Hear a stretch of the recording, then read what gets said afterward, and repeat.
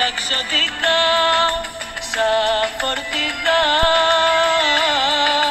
που βγήκαν απ' το δρόμο, θα ζήσουμε παράφορα. Βάλε κρασί στου φίλου το ποτήρι, η μοναξιά ας κάνει χαρακτήρι.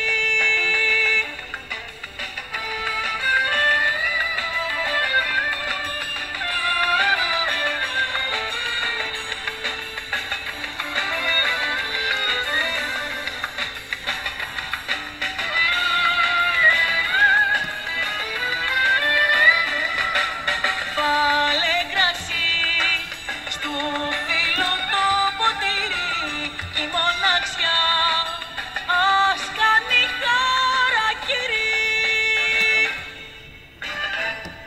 Θανάση Παπακοσταντίνου και Μέλινα Κανά και Βάλε κρασί, ο τίτλος του τραγουδιού.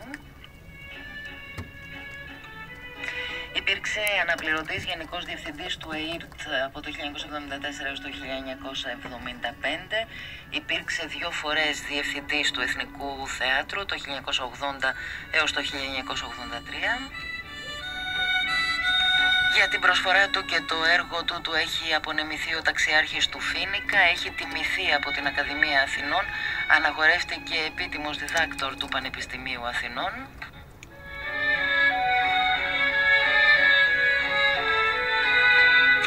Θεατρικός σκηνοθέτης, μεταφραστής και θεωρητικός του θεάτρου.